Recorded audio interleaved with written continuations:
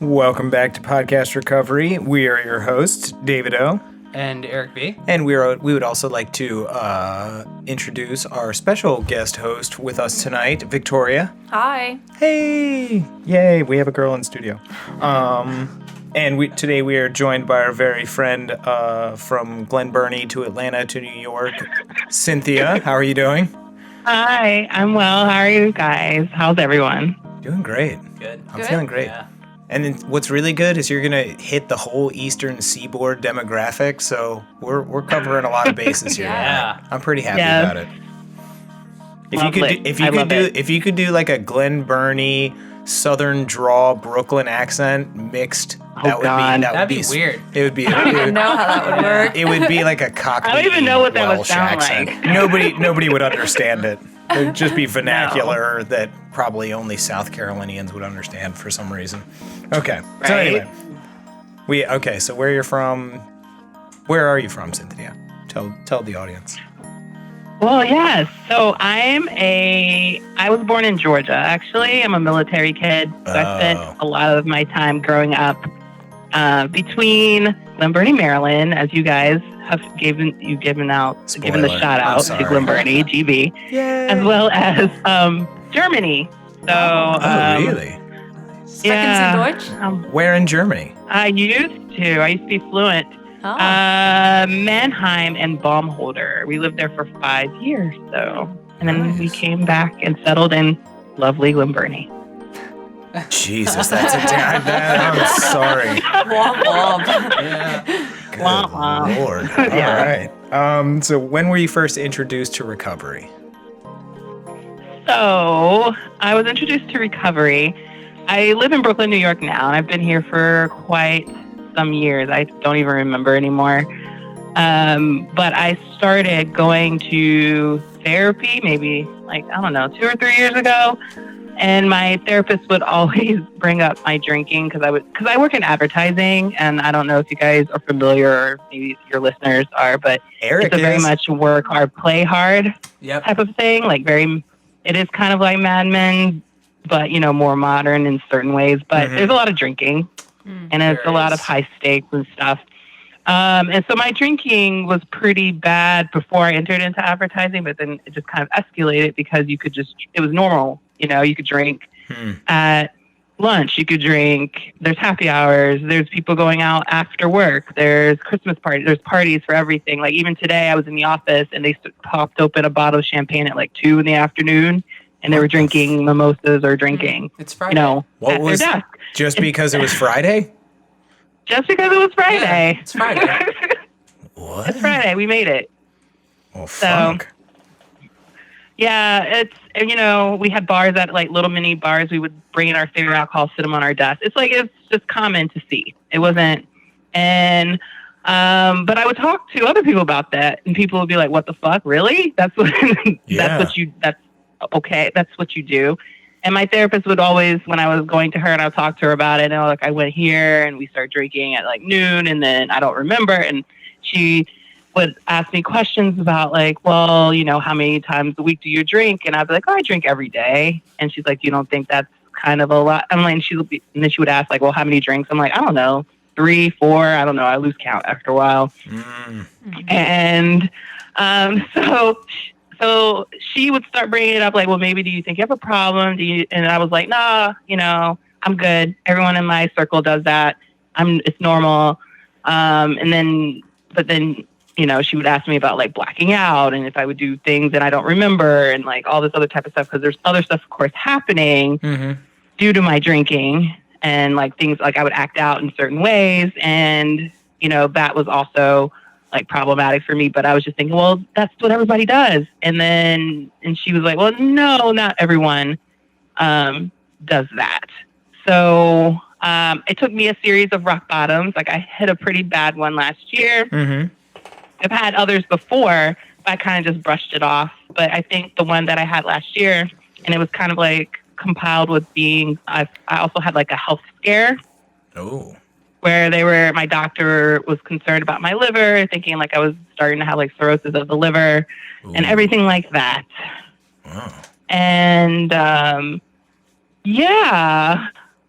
kind of scared the shit out of me. Yeah. And I remember her telling me, like, my doctor saying, like, well, you know, you shouldn't drink. Like, you can't drink up to, like, a week before the test. And I was like, oh, okay, that's fine. And I ended up, like, drinking every day. I think I got, like, blackout drunk almost every day leading up to the test. So that was lovely.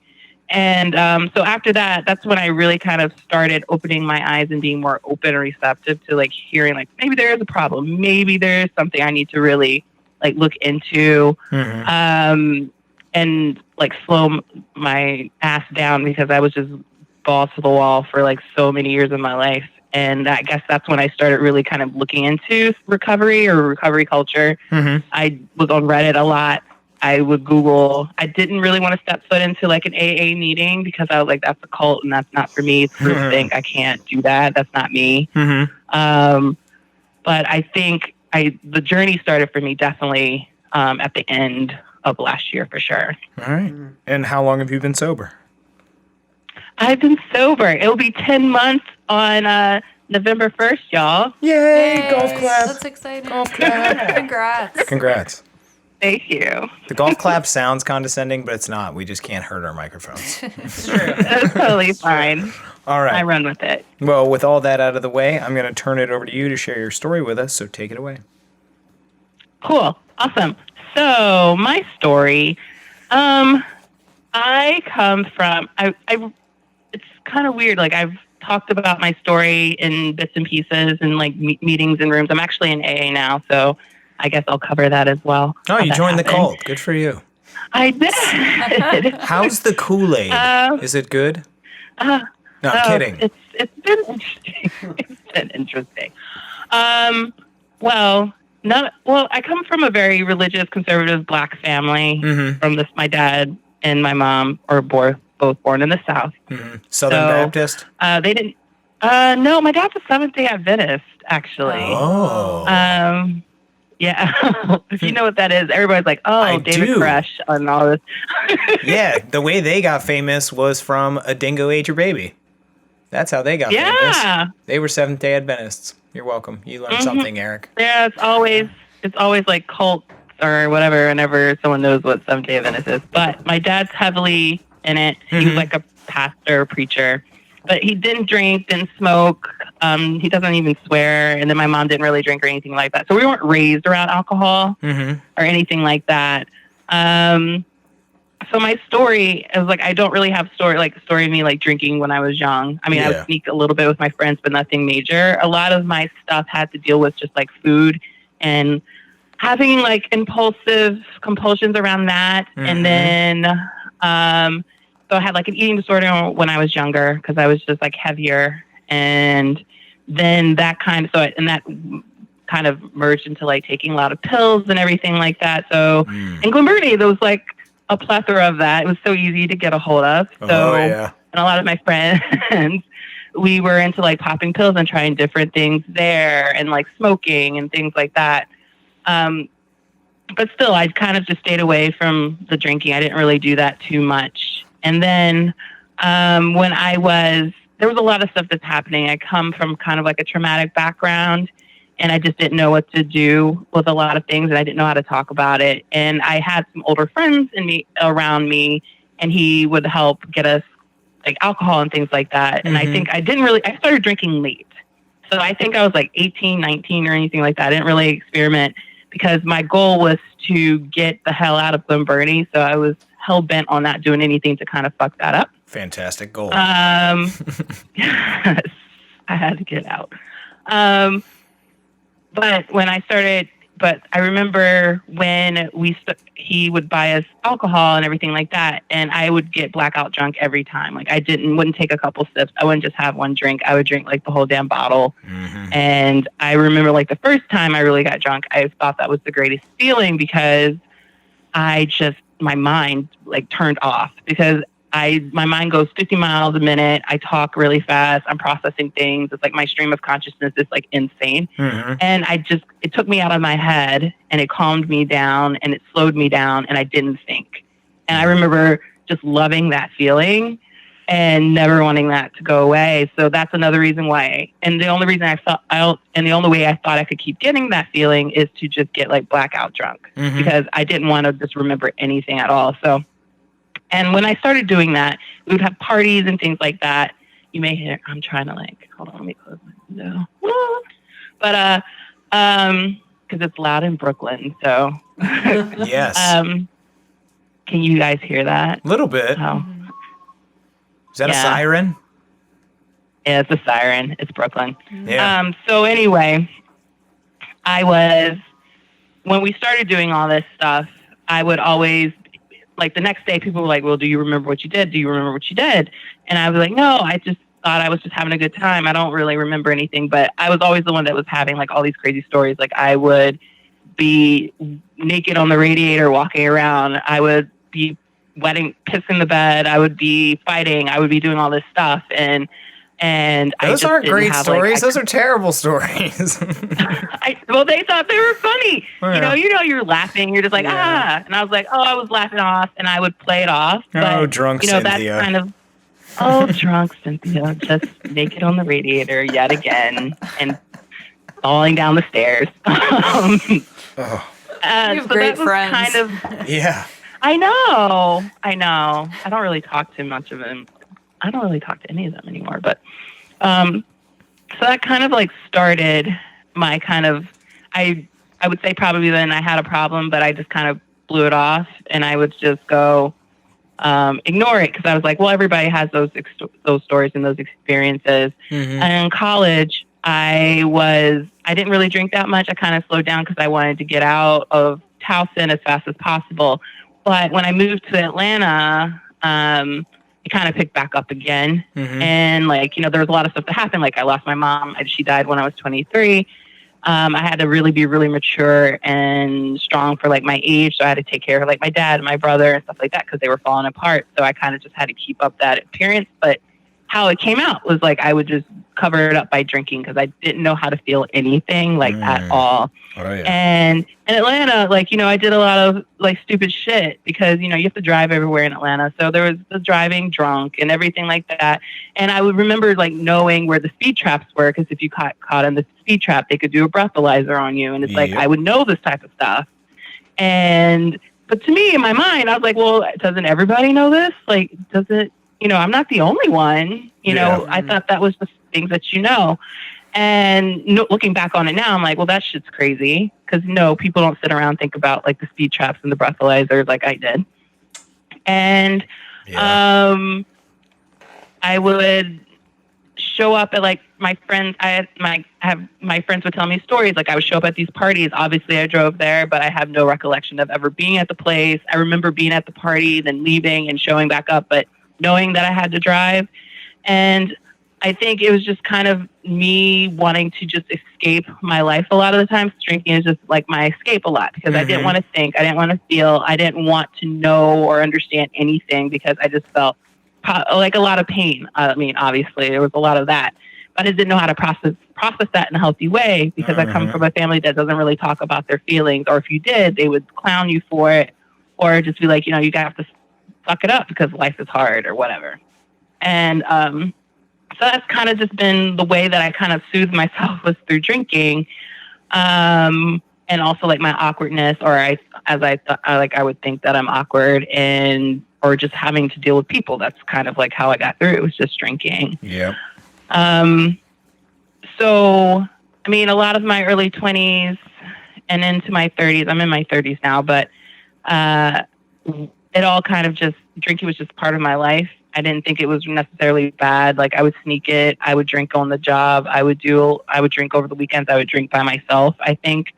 I just didn't realize how much of a big part of my life it was, actually, until I stopped and I really realized all that shit. But in New York, I know I'm jumping all around the East Coast, but in New York is when it really kind of got really crazy. I came up here with my partner. We were engaged, and I didn't want to really be engaged, but I didn't know how to say all that stuff. And I got really depressed when we first moved here, and I kind of had to slow down. I didn't really know anyone. besides my partner.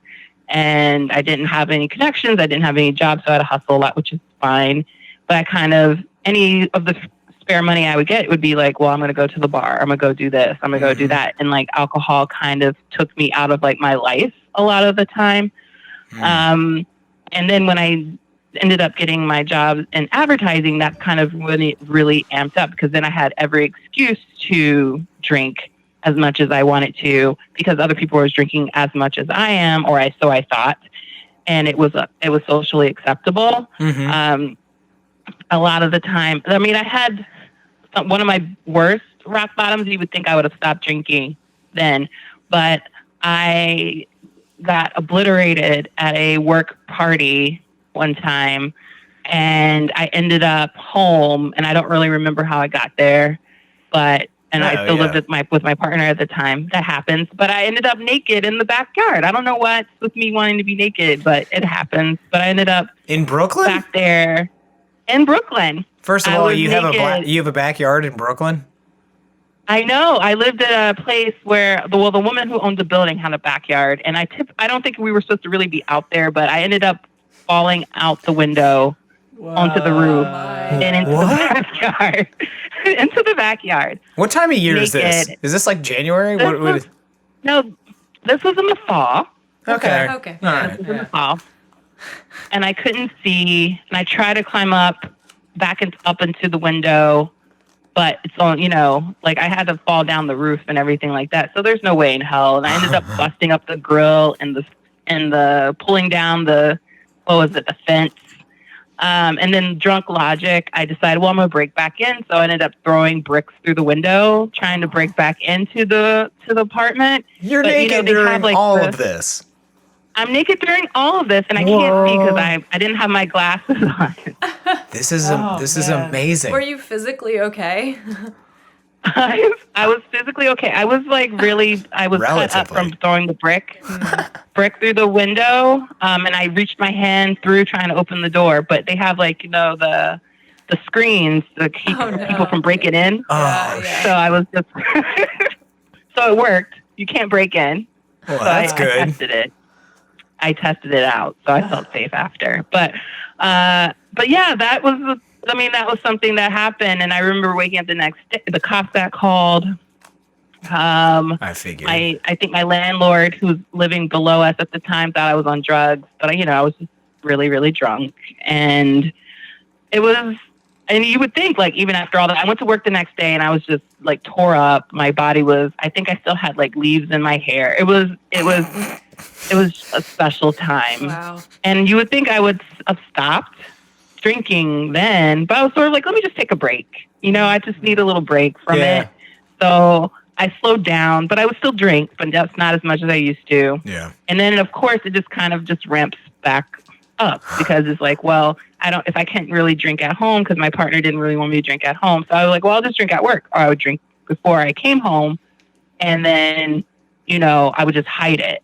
So I guess that's when I started being a lot more secretive with my drinking, because I just felt like I couldn't be as out as I wanted to be, like at home. And it just kind of amped up from there, really. And I remember a lot of things just being a shit show or a clusterfuck, and I'm not really one to think about things. I kind of just pushed through, and alcohol was just used as a way for me to keep it,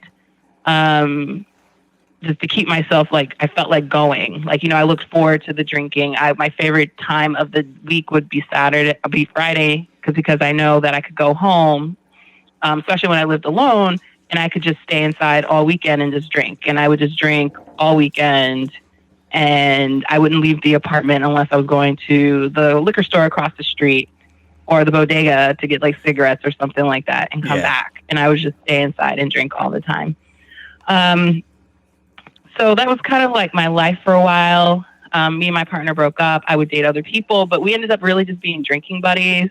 And I realized that, I would drink and end up like in relationships or dating people that I didn't really like. Yeah. And in order to kind of deal with it, I would drink through it, because because I was like, well, I can't really complain, and I'm not one to like, who am I to say they suck? And you should always give people a chance.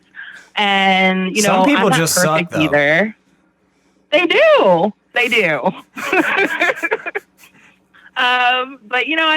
I had like really bad esteem issues and everything like that. But so I was like, well, I'll just give them a chance, even though I didn't like them sober. But when I'm drunk, it's okay. I can deal with them then. So there's a lot of that. And, of course, all the shit at work. And then what really, I think last couple of years, actually, prior to 2019, I said the 2 years before that, it was just kind of like a shit show of epic proportions for me, because it was me drinking. I found like a local bar and I would drink there, and I would smoke hookah. So I would show up all the time and drink. And I was coming out. A lot of the stuff is like I was dealing with work that I realized I didn't really like my job or what I was doing. So there was that. And it's like, you're getting older. So there was like that whole thing of like, I don't know what the fuck my life is supposed to be. It's not supposed to be this.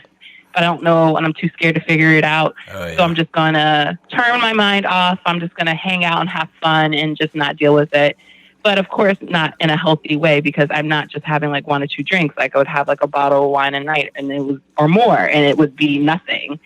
And I ended up being in like this really bad relationship, and it had a lot of gaslighting and stuff like that. And I didn't know how to deal with any of that. So I, of course, drank through all of that. But I remember, like, I did Sober January last year as well. That was like my first time really doing it. And I like white knuckled my way through it the entire time. Like it was the hardest 31 days? Like it was the hardest. It was the longest month ever. And then another guy at my job, he was doing it as well. And I always looked at him and I was like, oh, I think he has a problem. Blah, blah, blah. But I would never, say anything, because it's like, it's not for me to say. Yeah. Never looking at myself, of course. And then he was like, oh, you're doing Sober January too. And like on February 1st, we were both like, yeah, let's go break it. We didn't even make it to the end of the day. Like, I think we went out at like noon or some craziness and got drunk. And then we went to a going away party for a coworker and proceeded to drink more there. Yeah. And the thing is, it was funny. It was fucked up because like I was also having a fight with my partner at the time who wasn't talking to me, and he was going to come over after and meet me. And I remember he came over to meet me, and I was like passed out, like dead to the world. And he was like pissed off and didn't want to talk to me for months after that. So, which I can't really blame him, but real it is quick, what it is. You think alcoholics would choose the shortest month, right? You think they would choose February instead of January. Yeah, You'd be like, oh, well, it's 3 less days I got to stay sober. Like that, you would think. That's where my addict mind goes. I'd be like, okay, what's the shortest month? I'm gonna stay clean for that long. Yeah, I know. And it's like, I think a lot of it's like, because you just go so crazy. Like I would go so crazy from like now, like from September to like December. It would be insane because of the holidays. And then I was like, well, I need time to like, what's happening? Okay. I need time to like, my liver needs time to repair itself. So I'm just going to dry out. And like 31 days isn't a big deal because I did so much damage from September to December. But it was horrible. It sucked. And there's more sirens. I know. A naked woman's trying to break in. It's fine. You're good. It's not me. I know. It's not me, because I'm the only one that likes to do that, apparently. Yeah. Gifts of sobriety. Crazy ass shit. But yeah. So a lot of my drinking it got pretty bad like the last couple of years before I got sober this year. And it was just every day nonstop. And it was like one of those things, like things I felt like I would never say. I can't talk. The things that I would say, if anyone were to say that to me, I'm like, oh, I think you have a problem. I would start to do like, drinking before work. I would never drink before work because I'm like, oh, no. That's like a sign of like, you really have a problem. Oh, so I started drinking before work. Yeah. I would say on the weekends, like if I was drinking on the weekends, like on a Sunday, I would be like, I'm not going to start drinking before noon on a Sunday because I guess that means that you're not an alcoholic if you wait until noon on a Sunday. What about brunch? To go in. I know, but it's like I would go to brunch at like noon around that time. I'd be like, hey, it has to be around that time, my friends, if we're going to have brunch because then I can drink. And it was like those crazy things, but then it's like, well, I can have it at 11 or I could 10 or I could when I wake up. There's nothing wrong with that. So I started making like all those excuses, just having to be drunk. Like I say, I wouldn't drink in public. I wouldn't drink like walking down the street. And, shit like that started happening. Like I would just do that and you just rationalize it in your way because it's like the addict mind. You're just like, oh, it's fine. Yeah. It's just once. And then it happens, it's fine. Other people are doing it. No one notices. But of course people notice after a while. Like my dad was like, and another thing was like when I would go home, I wouldn't drink in front of my dad. But then that started happening. I would sneak it. And then like my dad doesn't drink and he can smell it. He's like, what's going on? I was like, I'm fine. Don't worry about it. Mm-hmm. I'm not, shit like that. So that was a lot of my life. And during that time, I'm like putting on crazy weight because of the drunk munchies or the drunchies. Because I would decide, eating a pizza at like 2 or 3 in the morning was the best move of my life, or McDonald's or whatever I got my hands on, and then pass out in my bed and wake up or surrounded by food and not remember what I was doing. Going home with people that I know I shouldn't have gone home with because I was like, well, they're here and I'm here. Why not? Yeah.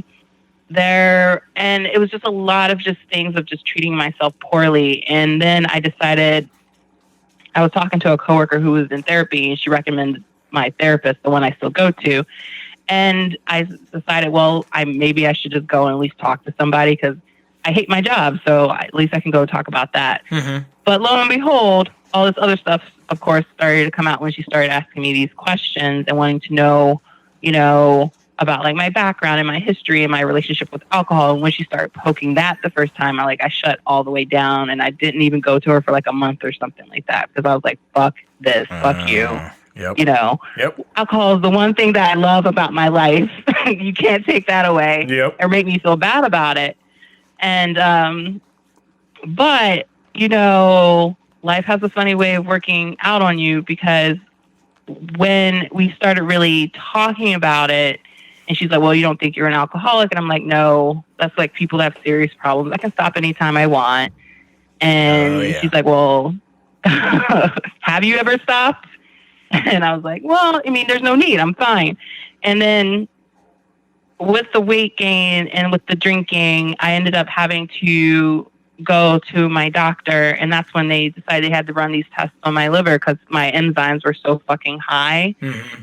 And that's when they did the whole test and everything on me. And that's where we're like, well, I have like early cirrhosis of the liver. Yeah. Is it cirrhosis? Yeah. And I could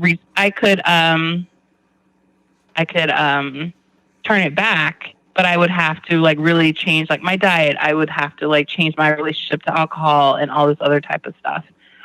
And at the same time I had that and I was still drinking because I was like, well, fuck it, whatever. I don't care. But then I had like another rock bottom, I guess, at the same time. Mm-hmm. And that was like, I was at a party and I got like drunk and I was making out with some dude and we were probably more than making out and all of the, I don't remember stuff, but I just remember being really banged up the next day and just feeling really like I don't remember anything. And he was kind of like a predatory type guy. Like I ended up actually going on a date with him after because I was just curious about what happened. He was talking to me about it, but it was like this predatory way. And he didn't want to tell me everything. And it was like it was like a really fucked up vibe.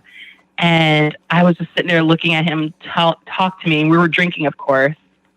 And I was just like, shit, like I am just so fucking tired. And I guess I was playing back everything that's happened to me in the past few years. And it wasn't even like one of those major things like me and the roof. And that was crazy. You would think I would have stopped. But I was like, nah, everybody has a crazy drunken story. Mm-hmm. Even though that's a long line of Cynthia drunken stories. But it's like, even though my last rock bottom, it was coupled with my health scare, I think it just took me just realizing, like, looking at everything in the past and looking at where I am now. And I'm like, I'm overweight. I'm not happy. I'm hungover all the time. All I want to do is drink. I'm isolating. I don't want to deal with people, or I feel like I can only deal with people when I'm drunk. It's like, this is not the type of life that I want or I need anymore. So I need to do something, or else I'm just always going to be this fucked up, messed up creature in Brooklyn, New York. Mm-hmm. And that's when I decided to myself that I was just going to be like, you know what? In January, I'm just going to stop. I don't know how long I'm going to stop. Maybe I'll stop for 6 months and just see how I feel, but I'm just going to stop. And so I wrote out December and slowly started weaning myself off, because I didn't want to cut myself off cold turkey because of the amount I was drinking at the time. And then in like the 1st of January, I was like, okay, then I'm done. And I stopped. I told one of my best friends. She actually lives in Virginia. She's in Fredericksburg, Virginia, actually. Oh, it's a beautiful area. I told her, yes, it's very quiet. Yeah, very quiet. Well, you're Brooklyn, so that's like going to the moon practically. Yeah, it's nice. It's nice. It's nice. It's very quiet. But I told her, because she was concerned about my drinking. Mm-hmm. And then she's the only one that knew that I wasn't going to just stop in January and do like sober January.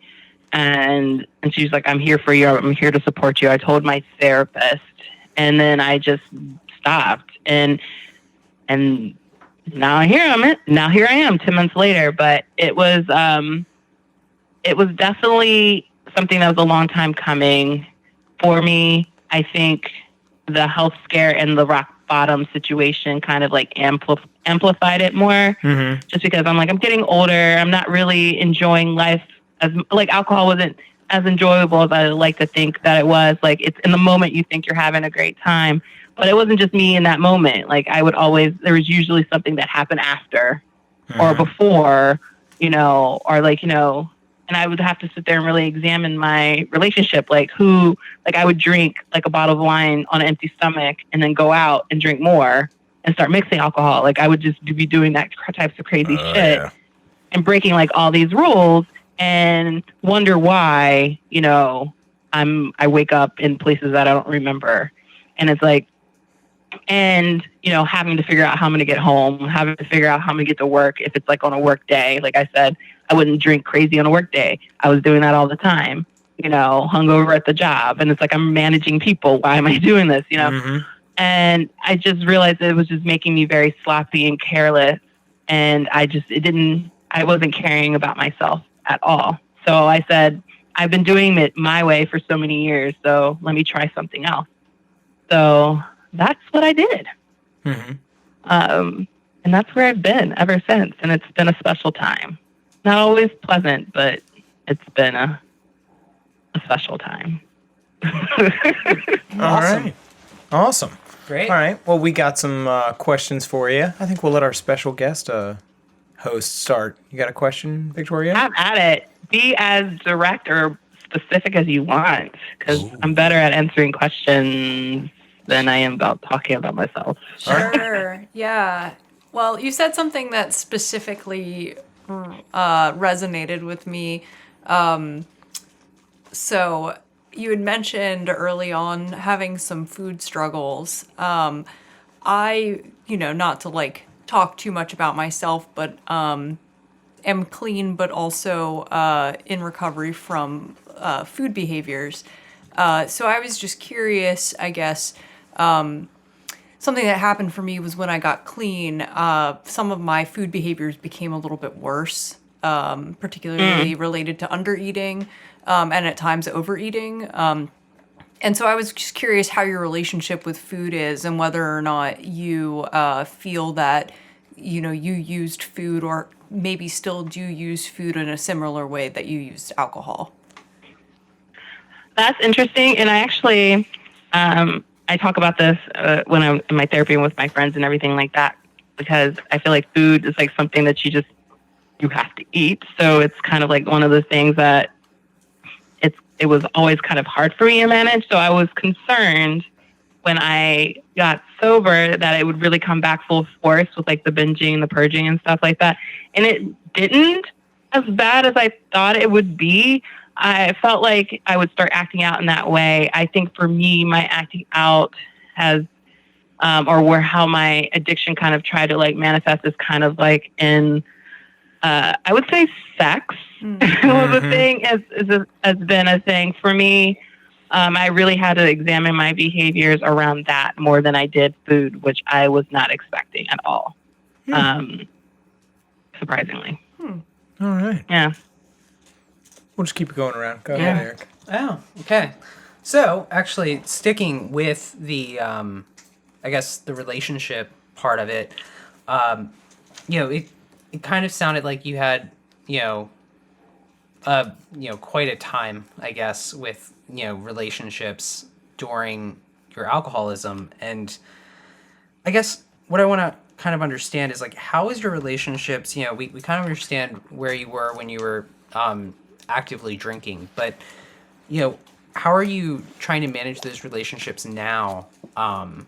And, you hear about, like, don't get into relationships in your first year and all that sort of stuff, like, blah, which blah. no one follows, right? Yeah. No. I I waited excuse 6 was- months. No, if I got clean in a relationship, then I was allowed to be in the relationship, right? exactly. Yeah. there you go. That's valid. That's a loophole. Yeah. Loophole, dude. But what boundaries do you set on, like, new relationships that you're getting into, and what behaviors did you have to change from a relationship standpoint from where you were to where you are now? Oh God, all of them. I had to change so much shit. I'm actually one of the ones that's trying to ride out the first year solo. So I'm one of those. Yay! But I've done things. But I haven't gotten into a serious relationship with anyone. I think for me, a lot of my stuff with relationships is because I just didn't know how to be myself. I grew up in like my family of just not really no boundaries in my family. Always like my mom was very cold and withholding, and and I always would try to project what I thought I would always try to project like what I thought someone wanted me to be and just show that. So I could just be like loved and accepted and everything like that. And, if someone liked that, that was cool, but then I would start resenting them and then I would self-destruct or act out and stuff like that. So it was like always this cycle. But I learned that from my mom. And like now I see it kind of in a positive kind of way because I can read people and I'm like, okay, I can see like stuff and I see you and everything like that. But it wreaked havoc on my ass because I just didn't know who I was or who I am for like so much of my life. So I would end up in relationships with people that wanted Cynthia to be a certain kind of way. Like, I had to be, or I would have to be really, really giving and I would have to be really, really kind and I would have to be, funny, but sexy and like all this other type of shit. And it's like, yeah, I can be all these things, but it's like, you don't really know me. I'm just like, those are just adjectives and things that I pull up because that's what you want at that given point in time. So it's just a lot of unhealthy dynamics. And then if they didn't like that, then, it was a lot of like dating a lot of people that were withholding, dating a lot of people that were lying, dating a lot of people that would treat me badly in like a mental capacity, the physical capacity, stuff like that. And just like taking it on. And so when I got sober this year, I had to really kind of examine like a lot of that stuff. And it wasn't like a blame game or a victim thing. It was just like seeing where my part is and where I need to grow. And a lot of this, I didn't know anything about values or boundaries until this year. Like I've heard, like I knew about them because you know about them just like in the world and the definitions, and I've read them and I know like, okay, honesty, integrity, like all that shit I knew, but I would be like, yeah, that's nice. But honesty, is that really a thing? Everybody lies. Like, how can you really say honesty is a value of yours? Come on, but it's like one of those things when I got sober and I was like, well, holy shit, there's like honesty is important to me. Like integrity is a thing. Compassion is a thing. And it's like, I had to learn all that stuff for myself. And I felt like I had to learn it on my own. And I felt like I wouldn't have been able to do that type of work if I was tied to another person. And I'm not saying like I didn't have like crushes or like whatever. And I haven't, like, I'm not saying like I didn't have sex this year because that would be a lie, but it's like, you know, but I felt like but then I had to like pull I had to learn how to be accountable to myself and call myself out on my own shit. And that's when I had to really look at myself like, okay, what is it with me in romantic relationships, the types of people, what is it that I'm not getting? Why do I feel like can only like connect through sex? And it's like, you know, why can't I just have like, what is it? Like, you know, so I had to really sit there and like think hard about myself, which is not easy to do, especially when you're just coming out of like, I numbed myself for so many years. Now all this shit is there. But I think now when I think about just romantic relationships and my friendships, like I had to have hard conversations with a lot of people this year, and they had to have hard conversations with me. But I think I was up to it this year because I was just so present in it. And I was just like, you know, I don't know everything. I'm learning some stuff. I know a lot of shit about certain things, but I don't know everything, and I'm learning. But I think discovering just boundaries and feeling like it's okay for me to have boundaries and it's okay for someone else to have boundaries. And as long as we respect each other at the end of the day. Because when I started throwing out boundaries on people, some people reacted really great to it. I'd be like, you know, you can't be like, if I say like something like, if you're upset, you can't just shut me out, you know, or at least tell me you're mad and you need to go have your time and everything like that. I would say that to certain people and they'd be like one person in particular, and he reacted really poorly about it. But then I would say something else to someone else and they would be fine. And so it's like learning that it's okay for me to have a voice and have a say, and it's okay for another person to have a say. It doesn't make us bad. It just makes us individuals and human. But also just knowing like, what are my non-negotiables in all my relationships, you know, family, friends, and romantic. And it's like, before I would never think about what I wanted. I would always think about like, well, this is what I should want and this is what I'm getting. So I just have to kind of suck it up and deal with it. Yeah. Awesome. I have a follow-up real quick because you did mention something during that where you were talking about how you change who you are to reflect what someone else needs. And, you know, that's kind of putting on a mask in order to... The chameleon. Being a chameleon. So I guess, like, this is something I've kind of been looking at a little bit, like, with some of the recovery literature that I've been reading is, you know, when you get clean and sober, you're kind of changing, you know, you're like reintroducing yourself to yourself. So the person that you were, that person, I mean, it's still inside of you, but that person's kind of going away and like a different version of yourself is appearing. So how has the process of getting to know yourself again and also not putting like on a front, I guess, you know, how has that process gone along in the past 10 months? And, you know, I mean, I guess just like, what's your process for that? And like not putting on, you know, a mask and, you know, kind of getting to know yourself again. It's been interesting because it's like, I just thought, and I guess maybe everyone thinks like that when they're first getting clean or decide they're going to stop it. Like I would just stop drinking and that's it. Like my life would just be the same. I just wouldn't be drinking anymore. And then that's, you know, a lie, of course. And then like they always say like they have all these cliches and like sayings in AA, like the best thing about AA or is that you get your feelings back. Is it the worst thing in AA is that you get your feelings back or something they say, something like that. And that shit happened to me. It's sort of like I was kind of just like going through life. I was kind of like what I guess they consider a dry drunk or whatever because I wasn't in AA. I just said like I don't need it. I can just quit on my own. I have therapy. I have my friends. But then I realized I was getting really irritated with like my therapist and irritated with my friends. And I'm like, you guys don't understand what I'm fucking going through right now. You don't understand because they'd be like, oh, you're not drinking. It's not that bad. But then I would be so mad at my friends and I would be like, well, why am I mad at them? Because they didn't know. They don't know the extent of my drinking. They still don't really know. Like sometimes I talk about it, but I don't really go into like the nitty gritty, like this is what I would do every day, you know? And I was just being like, and I was like crawling out of my, like wanting to claw my skin off. I was irritated at work because my job, because I couldn't drink at work anymore. And I used to drink during the day. And and I couldn't, and I was still dealing with the high stakes at my job. So figuring that out, dealing with my friendships and like my stuff with like my brother, and it's like all this stuff was coming up, and just feeling all this stuff for the first time, and just like really kind of understanding like all these feelings, because it was like I knew what it's like to be sad, and I knew what it was like to be happy, or so I thought. But like there's so many other feelings out there, not understanding any of that. And then you're feeling something, and I'm like, I don't know what the fuck this is. I feel like I'm losing my damn mind, and like I can't just up and leave and quit my job. So it's like so what do I do? Like, what do I do? And so I had one of those like breakdowns, and I ended up actually going to go see my dad in Pasadena for Memorial Day this year. And that's like when I told him everything, because my dad he always knows when something's up with me, because I usually just say I'm fine. Like that's usually my answer to everything. Like I could have lose everything in a fire, and somebody could be like, well, how are you doing? I'd be like, I'm fine. Don't worry about it.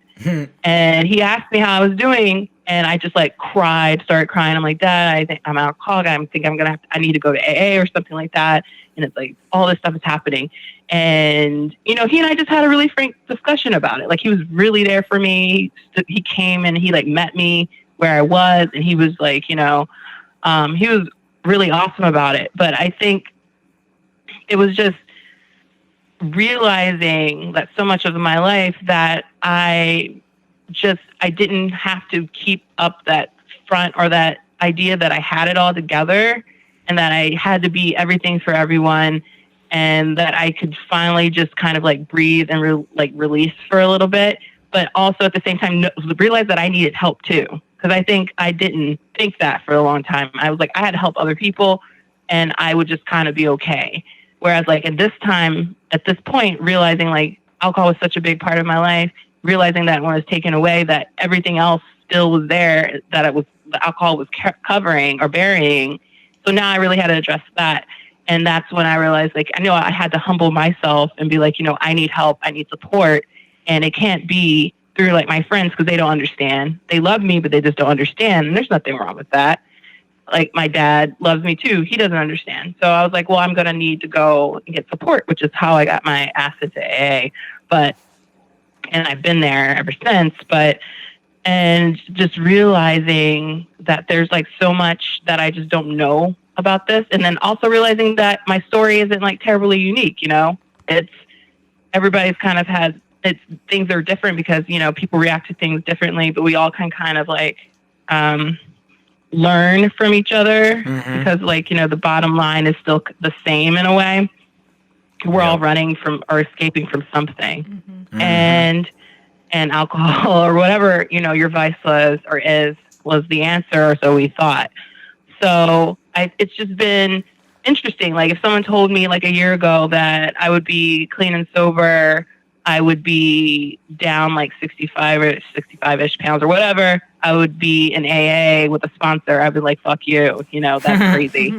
But at the same time, like, I've done so much, it was like, I've started this podcast. Like, I started my podcast. I didn't think I was going to do that. I've been so into like my creativity and pushing myself and meeting so many interesting people. And it's like, I would have been open to any of it, because I was just so hell bent on like, I just want to go to work. I want to go to the bar. I want to go home. I want to drink some more there. And I want to go to sleep, and like rinse, repeat. And it's been so interesting just learning about me and just things that I'm interested in, and the people that I gravitate towards, and they gravitate towards me. And it's like a healthy, honest dynamic. Because like I said, when I said I didn't really know anything about values or boundaries, like I said, like, honesty to me is huge. Like, I had to be honest so much this year, like uncomfortably honest with everyone, including myself. Starting with myself, and just saying, if I'm going to act out or do something stupid, like, don't make it into something else that it is, like owning your shit, and it's not, and that was hard to do, but I feel like, and I wouldn't have been able to do that if I was drinking, of course. So it's been kind of like an amazing experience. It's also very painful, and it's been like, I've been very uncomfortable this year. But I've also haven't had this level of growth ever in my life. Like, I felt like I was looking back on just all of like talking to my best friend and she's seen me grow and she's like, I just haven't seen like this side of you ever. And she's known me for like, what, 10 plus years now. And she's like, I'm finally feeling like I know who you are as a person. I'm like, shit, I'm figuring out and understanding who I am as a person. So we're both in this together, I guess, because I don't know. Mm-hmm. And I think it's cool, but you know, I don't know. It's life, I guess. Yep. It's a process. Oh, yeah. Yeah. All right. It's a process.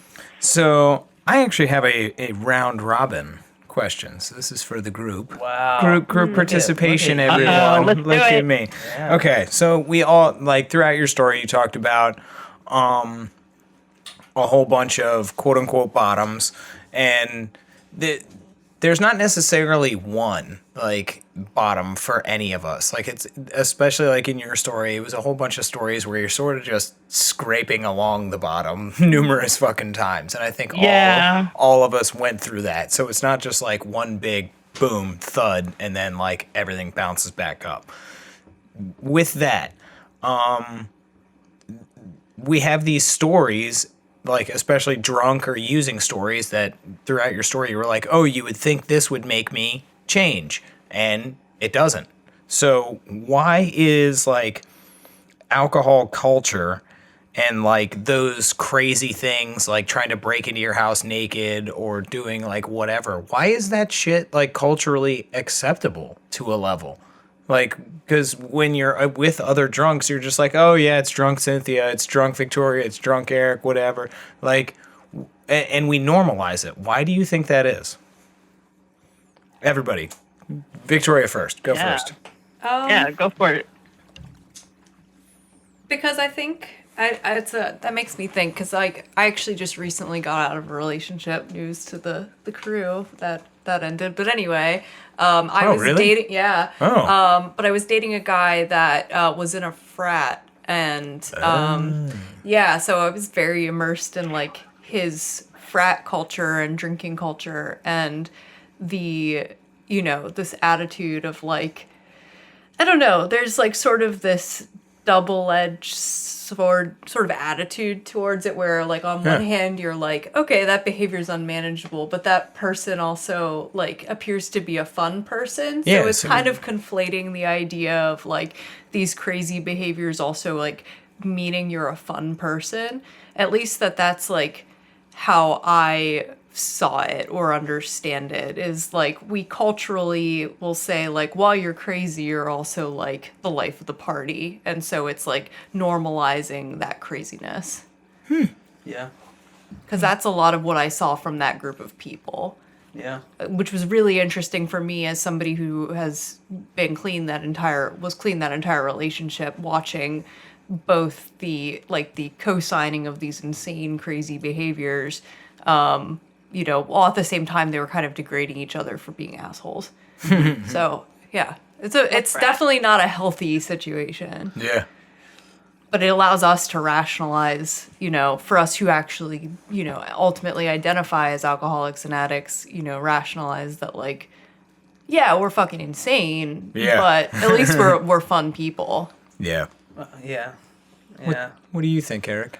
Actually, that was one of my questions. Was the normalization like, I think I stole one of your questions? You did. I'm so happy. Because Cynthia, you said like multiple times, like everybody has those stories. And I was like, I have those stories. Like, we do. I was like, but I mean, it's kind of, fuck, like, I used to think everybody smoked weed when I was in high school. Yeah. I was like, everybody smokes weed. You haven't tried weed? What the fuck is wrong with you? Yeah. Like, come on, like, right? try.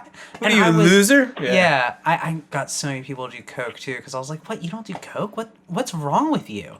Like, everybody does coke. Like, which is fucking crazy to say out loud. Like, everybody does. Like, I just thought everybody, like... This is not 1980 Miami, my friend. Well, yeah, but like...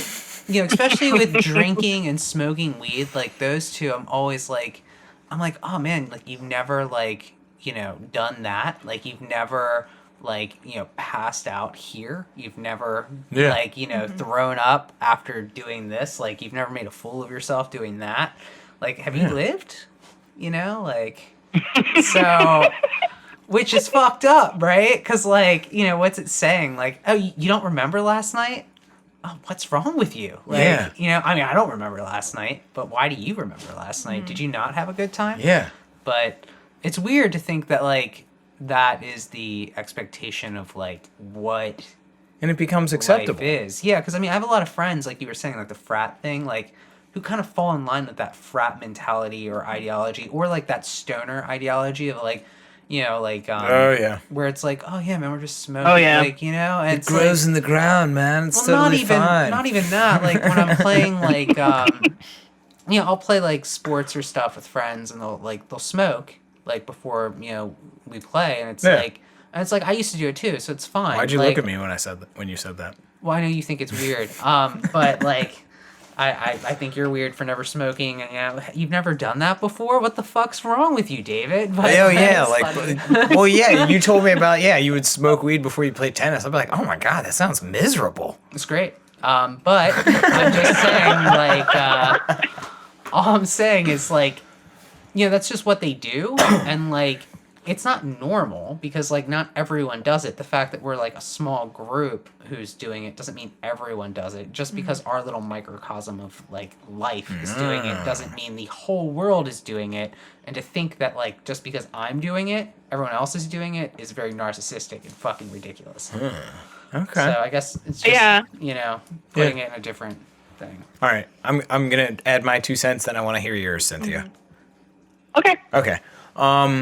Well, it's interesting, like how, like drugs and alcohol, and like you said, Eric, like in those microcosms, in those what happened? In those tiny little communities, become normalized because, like, there were times where like I was smoking coke, and like in my little microcosm, it was like, oh, everybody smokes coke, like this is fine, and like if. You don't smoke chronic? What the fuck's wrong with you? Yeah, so like maybe it's an outside perspective, and I'm going to use one of my quotes that Eric hates the most is like, the fish in the bowl doesn't know that it's wet.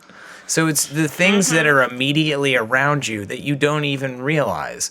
So our own behavior becomes so normal to us that other people start seeing us in that norm.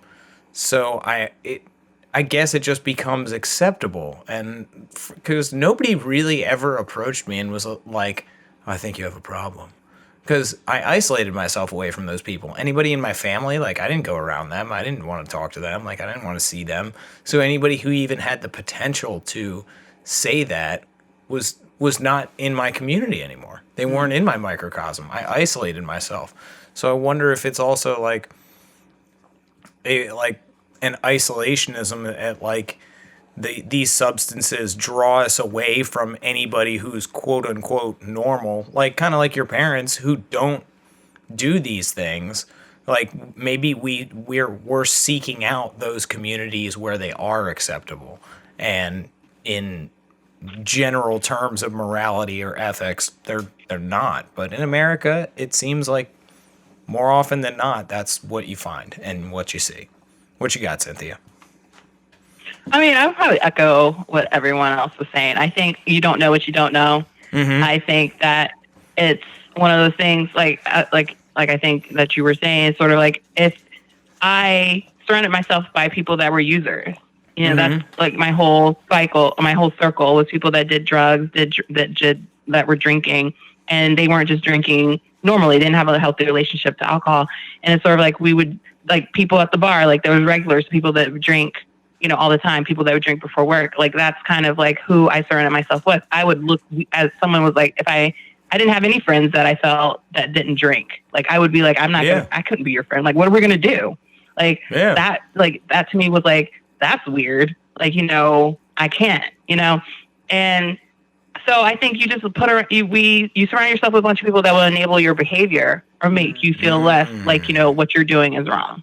And I don't think it's even something that you're probably aware of consciously, because you don't want to think about it. Like you don't want to think about it. Like, cause if you think about it, like sometimes if you start going down that rabbit hole, and we probably all have, it's like, what I'm doing, is it really healthy, or is it really like, you probably, I know I've had those thoughts, but then I would just be like, well, everybody else is fucking doing it, so I'm not as bad as that person. And you kind of like compare yourself and be like, I'm fine. Yes. This is kind of what everyone does here. Like, it's New York City, it's big. Everyone goes plays hard here. So it's not a big deal.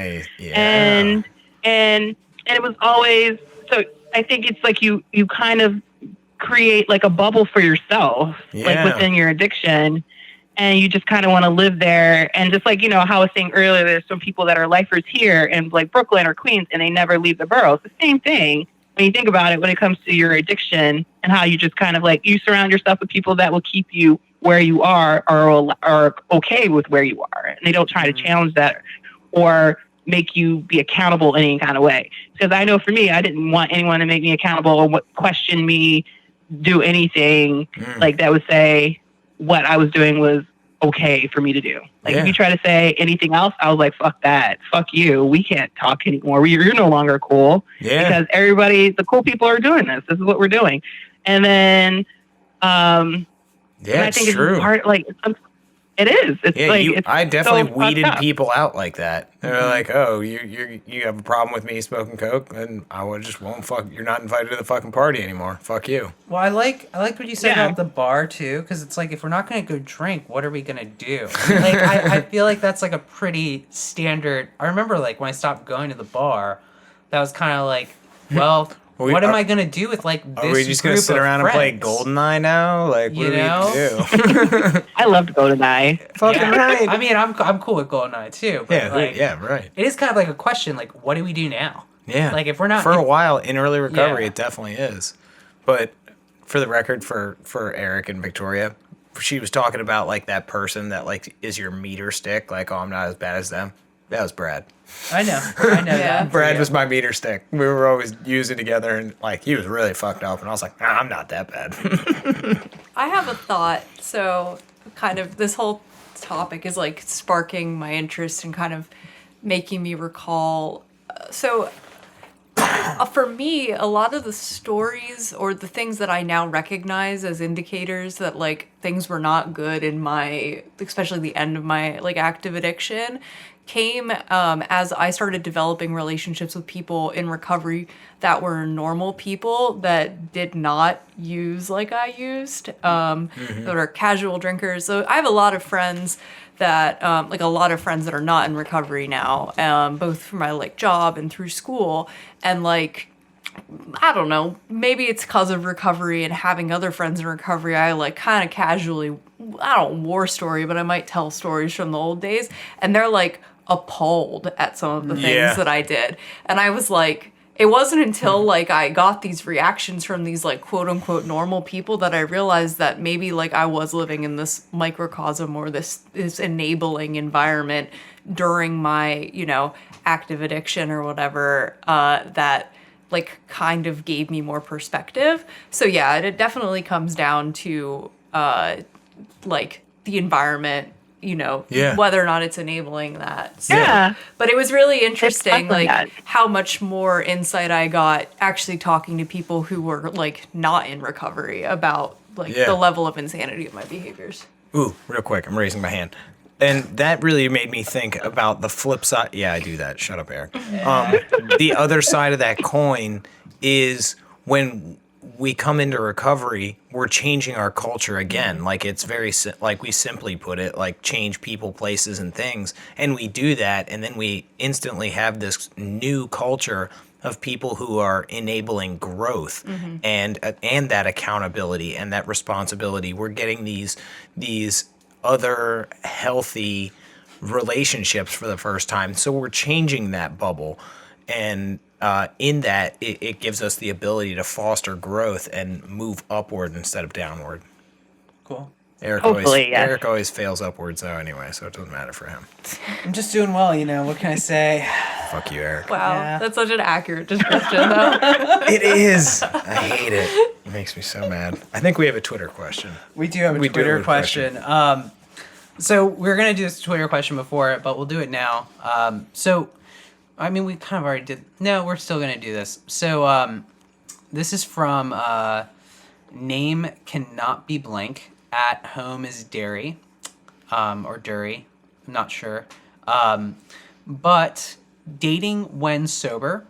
So, eventually, this will come up depending on who your, pool is.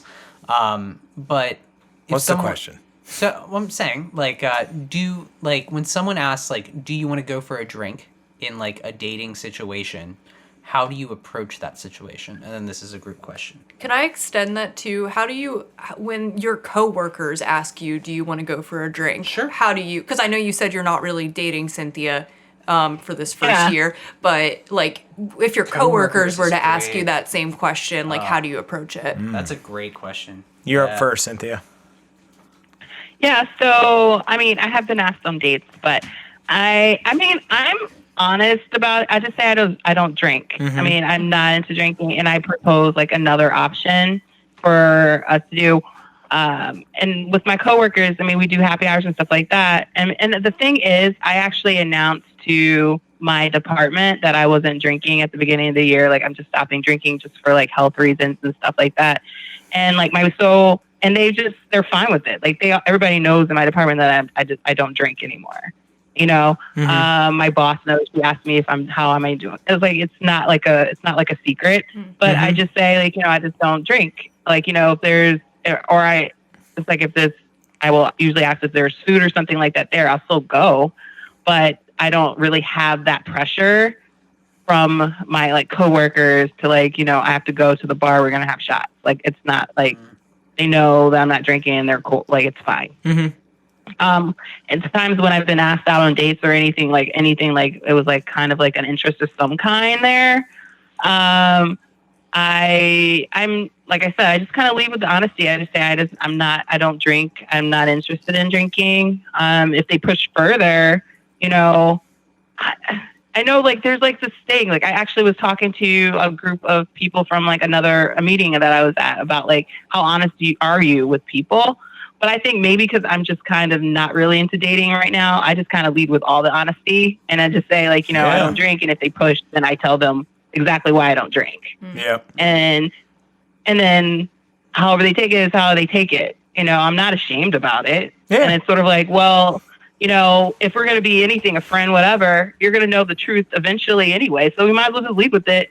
And if you have a problem with it, then all right, you're going to have a problem with it now, or you're going to have a problem with it like 2 months from now. Like, I don't think it's going to be like something like, oh, I've known you for 2 months. So now that I now know that you're an alcoholic, I'm cool with it now versus like, I wouldn't have been cool with it. Like if you told me out the gate, like, I don't think that's the type of thing. Like, I feel like you're either going to be cool with it or you're not going to be cool with it. And the amount of time isn't going to change that. At least that's how I look at it.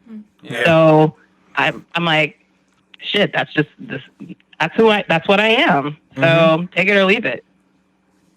All right. Has anybody ever given you like pushback that made you like really uncomfortable? Because I've been in only a couple times in situations where people were like, it's weird that you don't drink. Yeah. And it's like, I was like, one, you're a fucking asshole. And then two, like, I don't know. It just to me indicates that maybe something's going on with them. But I don't know if you've just ever encountered that because it was really weird for me. I have encountered people, but to me, like I have encountered that, but then it's like really weird. I have this, and I don't know something else that was cultivated for me in sobriety. Like, I guess I know that it's not about me. Like, it's their shit. And it's not on me to take their shit on. Yeah. So I say what I have to say. If they don't like it, I move the fuck on. Like, okay, who are you at the end of the day? You're so Brooklyn. You're so Brooklyn now. I mean, it's the truth, though. It's like, it's about them at that point. And it has nothing to do with me. So it doesn't matter what I say, you're gonna still make it about you. Yeah. So why even keep engaging in this conversation? Yeah. Go ahead, Eric. No, kind of like what you're saying. Like, I can talk about this from like a personal, because I actually deal with it differently from a personal relationship than like a work relationship. So like personal relationships, I've done this on like a few occasions, and it's kind of like a shock thing. And like my wife, like Mary hates this when I do it, but like I've had it happen at Ravens games before, and I've had it happen like during just kind of like recreational fun, where people are like, oh, you don't drink, what's wrong with you? And I'm like, well, you see, like if I were to drink, I would put a needle in my arm and I would start shooting heroin. And like that usually just stops. Yeah, usually, they just don't know like what to do. They're like, let's just keep. I can see Mary getting so uncomfortable. Yeah. She gets very uncomfortable, and I have like no shame, so she's just like, what the fuck? Dude, we were just watching the Ravens. Yeah, what? It's like, third down. Let's watch the game. We're just trying not to going to talk anymore. We're just trying to have a shot before the game, and you're bringing like. We're not going to talk and anymore. I'm fine, but like everyone else is now just in a weird place. But that's a weird like, and only if people are pushing. But with work's tricky. So I've only been pressured once. And I'm just like, no, I'm drinking water. But no one knows that I'm, in recovery at work. Like I don't broadcast it. Just say you're a health nut. Well, people do know that. About me. So no shit. Like they're like, oh, you don't eat meat, you don't eat That's dairy, my excuse too. Everyone thinks I don't because I'm working out all the time. I'm confident that Eric eats leaves. Yeah, and nothing they think else. that about me too. Yeah, it's like you can get away with a lot of it. Like, and like I'm actually somewhat open about like certain health issues that I have with like GI and like allergies. So I'm just like, I mean, I can't. I don't know, like I'm on like a really special diet right now, and I just can't do that. Or I'm just like, I just drink water, or I don't drink. And I don't need to go into this whole explanation of like, if you can't fucking respect the fact that I don't drink, like, we're person. coworkers. This is weird. Why are we talking about this? Yeah. Right. Like, do you really need to like go this in depth? Like, let's, I don't know, like the quarter's almost over. Let's talk about that. Can we talk about that? I feel more comfortable talking about that. Right.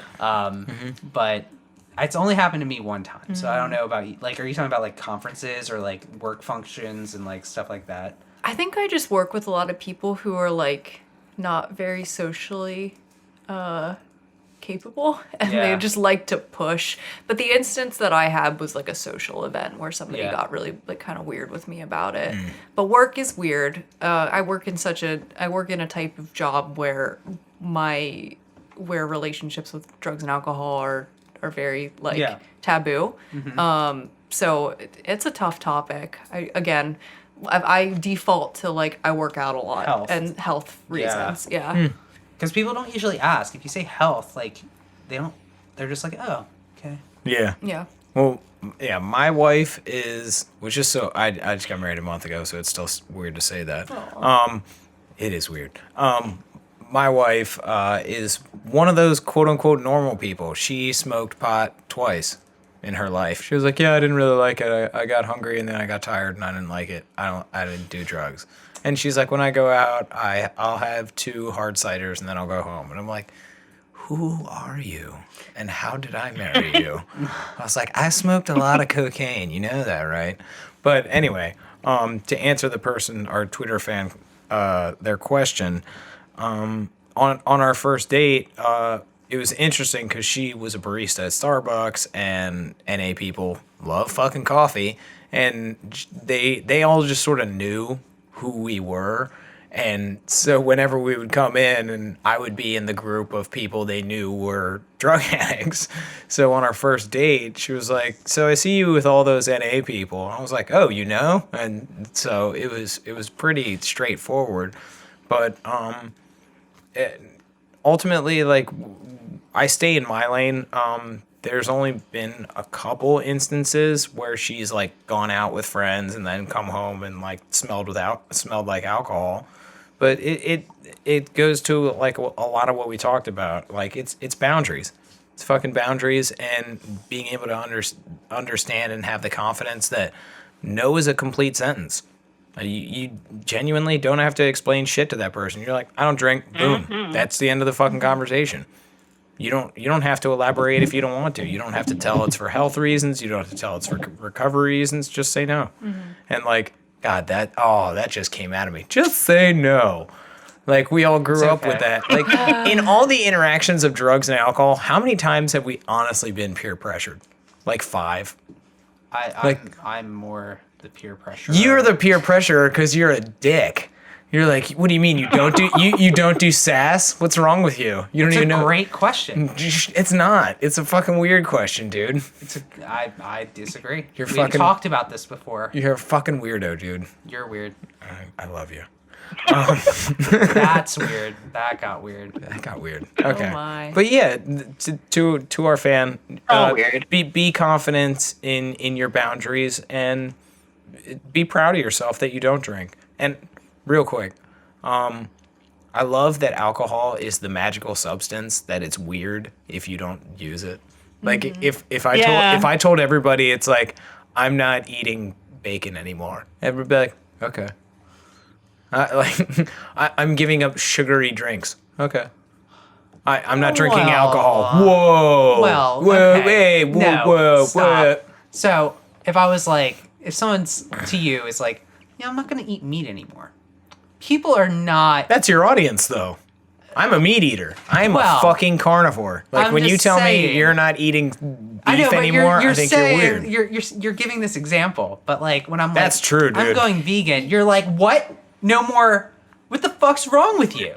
You know what I mean? But I get that. But at It's the same, hardcore, though. but that's very Yeah. normalized. Whereas, like, when I hear somebody doesn't drink, now maybe this is because I don't drink and I have a reason why, but I'm like, there must be something wrong. That's my Yeah. default to thinking that. Versus when somebody chooses not to eat meat, I'm like, okay, they're just making a dietary Well, decision. It could be religion. Yeah. I do know someone that I work with who's actually allergic to hops. So I mean, there are. Yeah, I know other- someone that's allergic to alcohol too. Yeah. What? Yeah. Oh yeah, it's a thing. That's a thing? Yeah.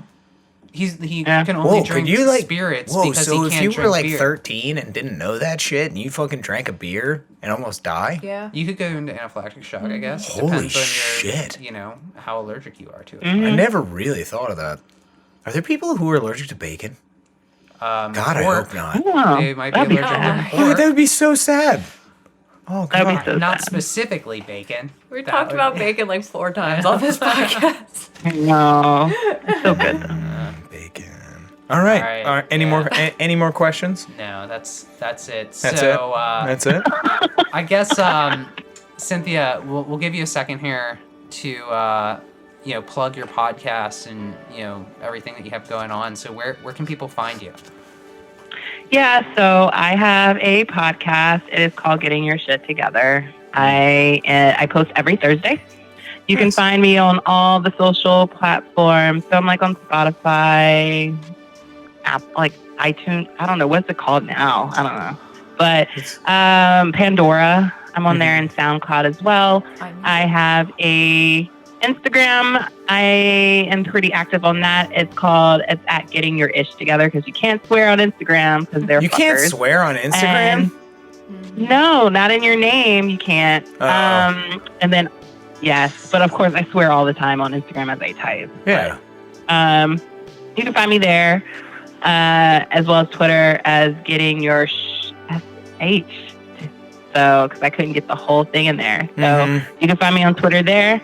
I post, like I said, I have new shows every Thursday. So if you have questions, I do Q&A. I do interviews. I talk a lot about recovery. I talk about just a lot of life stuff in general and just things that I'm going through. I swear a lot on my podcast too. So if you're into swearing, you'll probably like my podcast as well. Fucking And then I'm also, yes. And I also like to talk about being in recovery from a person of color experience because it can kind of be different depending on your environment. So if that Really? resonates, please seek me the hell out. Oh, yeah. Huh. Oh, yes. All right. Yes. Well, we would like to thank our friend Cynthia for joining us today. Golf clap, Golf everyone. clap. Thank you for having me. Absolutely. Here at Podcast Recovery, we are aiming to expand the scope of support for recovering addicts. Accessibility and convenience of helpful services is paramount to combating addiction. We work to bring the message of recovery to every addict, wherever and whenever it is needed. We believe that a powerful voice of recovery should be obtainable, practical, and at the touch of a button. Every addict deserves to hear a message of hope, and Podcast Recovery is here to provide it. All right, everybody, thanks for joining us. Thanks for listening. Thanks for joining us, Cynthia. Follow us. Follow Cynthia on all her feeds, Facebook, Twitter, Instagram, SoundCloud, which I didn't know was a thing, and apparently Instagram, which is like the Chick-fil-A of fucking shit and can't let you curse on there. Anyway, sorry, everybody. Thank you for listening. Stay safe, stay clean.